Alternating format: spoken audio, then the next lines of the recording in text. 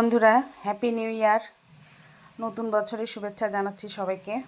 আজকে রান্না হবে পোলাও।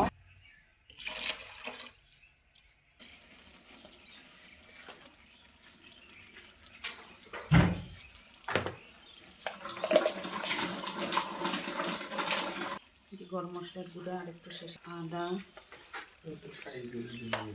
মশলা দিয়ে কিছুক্ষণ মাংসটা একটু কষিয়ে নেব। পোলাওটার পানিটা একদম বসে গেছে, তো আমি এই ঢাকনার ফুটোটা একটা লবঙ্গ দিয়ে বন্ধ করে দিয়েছি। তো এটা কিছুক্ষণ দমে থাকলেই হয়ে যাবে। তো হ্যালো বন্ধুরা, দেখুন মাংসটা কষানো হয়ে গেছে। আমি এখানে রসুন দিয়েছি।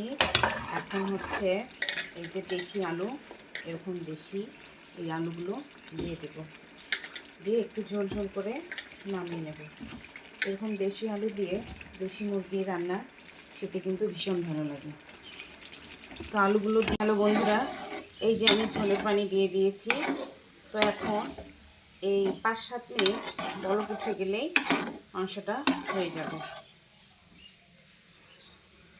তো এই তো হয়ে গেল দেশি মুরগি দিয়ে দেশি আলু ঝোল ঝোল। এটা খেতে কিন্তু ভীষণ ভালো লাগে। আর ভিডিওটি যদি ভালো লাগে তো লাইক কমেন্ট শেয়ার দিয়ে পাশে থাকবেন। খুদা হাফেজ।